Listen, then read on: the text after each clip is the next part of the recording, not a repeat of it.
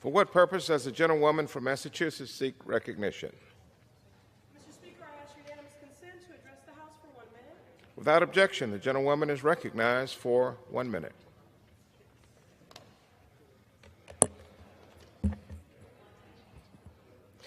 Mr. Speaker, I rise today in opposition to the occupant of the White House.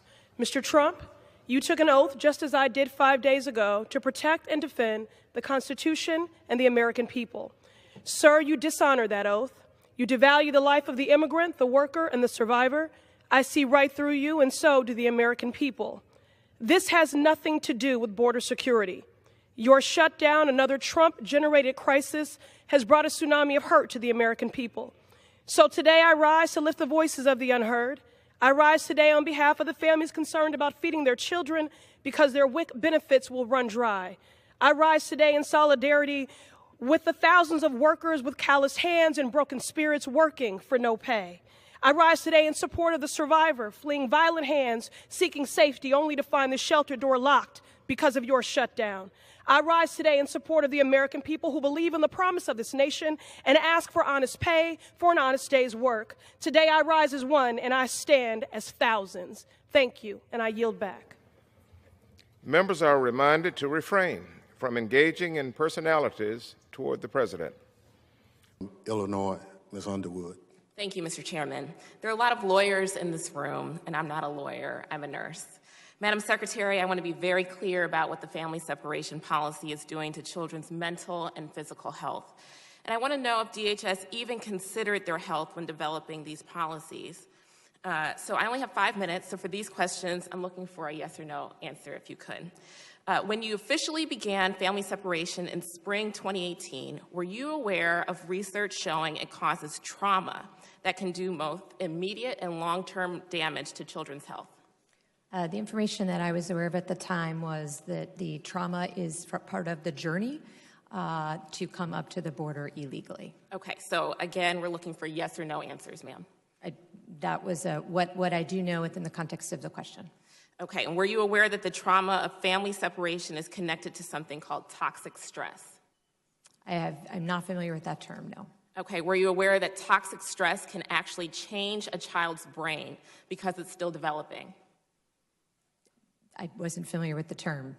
Okay, were you aware that the effects of these traumas are cumulative, that they get worse the longer the trauma goes on? Yes, sorry. I'd like to clarify because we're missing a bigger point here, but yes, ma'am, I'm sorry. Respectfully, okay. Let me answer your questions. Were you aware that the traumatic effects don't go away even if a child is reunited with their family? I understand that they are, no. Okay.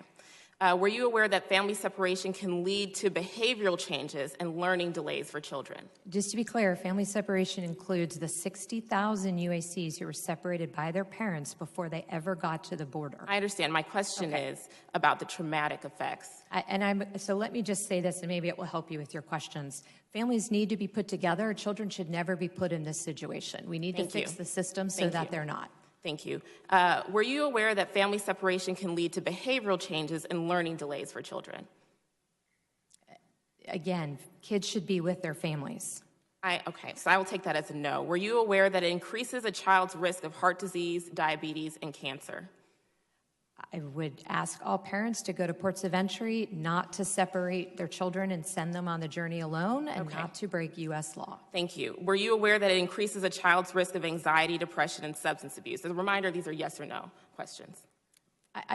Ma'am, if I could just cut to the chase, I think we're agreeing. Children need to be with their families. We need to fix the system so that we can enable them to do that. Ma'am, I'm trying to ascertain your knowledge, your prior knowledge of the health impacts of these children when they are separated at the border.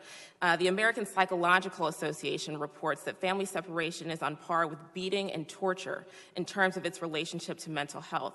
Were you aware of that research prior to instituting the policy of family separation?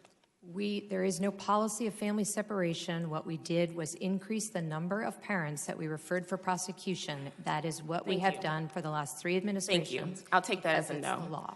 Let's go back even further to the El Paso pilot program for family separation that reportedly began in 2017.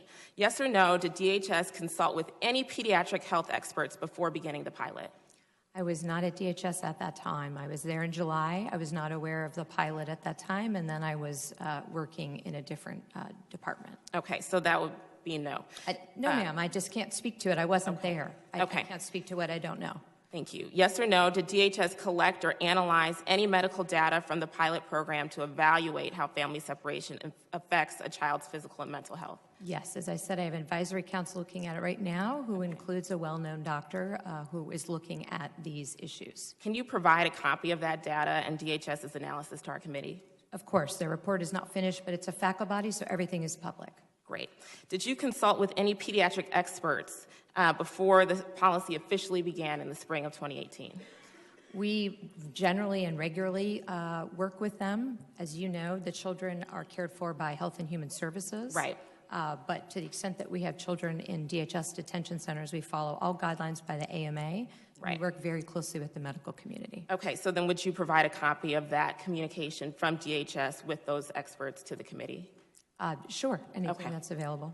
Thank you. So the American Academy of Pediatrics wrote to DHS 6 times to explain how family separation hurts children and made a number of public statements. Yes or no, are you aware of those warnings?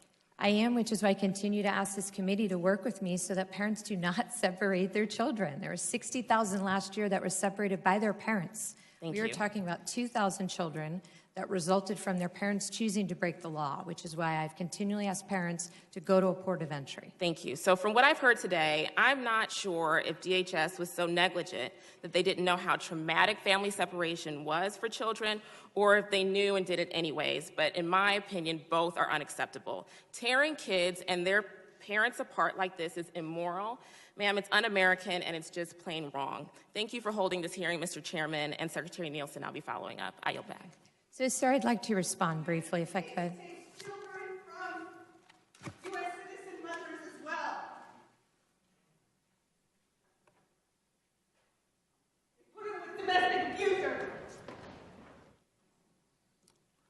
Chair recognizes the gentlelady from Arizona. Sir, Ms. if I could Lesko. if I could, just really quickly, because I think it's very important to just put this in a brief context. Okay. Gentlelady's time has expired. I didn't have any time, just to be clear, to respond.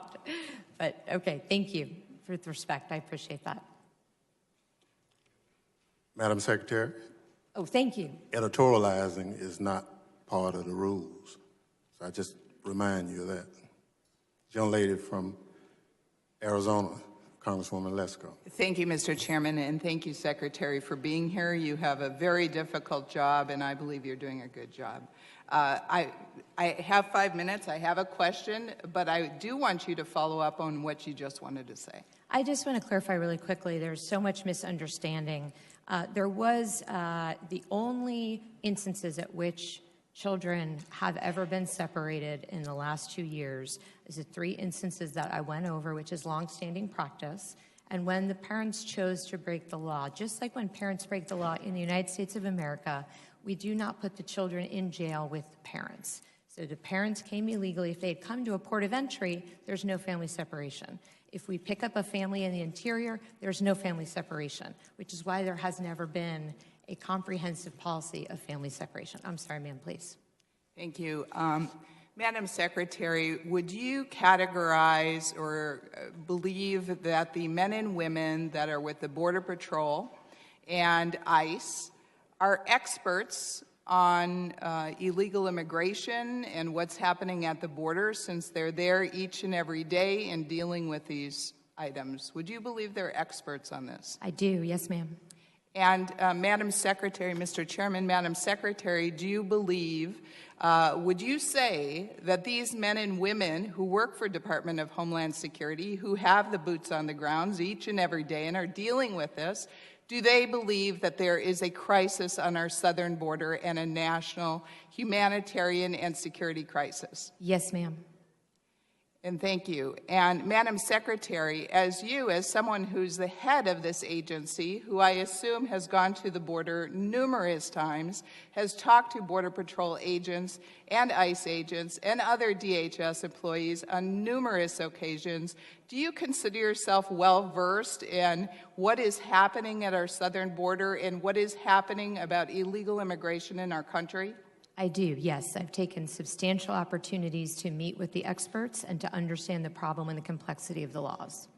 Thank you. And so, therefore, Madam Secretary, I would ask you, do you believe that we are that there is a crisis on our southern border, that there is a national security and humanitarian crisis at our southern border, and do you believe that the President of the United States was justified in declaring a national emergency? Ma'am, it is an emergency. As the Secretary of Homeland Security, I can no longer assure you of who is coming into this country. That is a direct national security threat. We are on par to have over 900,000 this year. First of all. Second of all, I have seen the vulnerable populations. I have been to Mexico. I have talked to the Northern Triangle countries. This is a true humanitarian crisis that the system is enabling. We have to change the laws. Thank you, Madam Secretary. And, you know, I was here when we tried to pass immigration law last year, which would have combined common sense immigration reforms that would have helped solve some of these problems, especially the cartels abusing our loose immigration laws on asylum claims. And it would have helped decrease the number of people that are traipsing thousands of miles to get into the United States, that you have said 30% of the women are being sexually assaulted. I believe you said the children, the girls at 10 years old have to be tested for pregnancy because of these sexual assaults that are going on. This is just, please, my colleagues, please, let's work in a bipartisan fashion.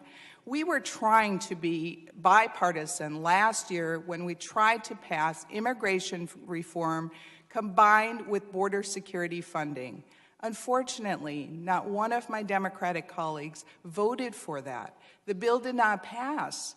Would we please stop being so partisan on this issue and against President Trump? And please, let's try to solve this problem for the sake of our entire nation.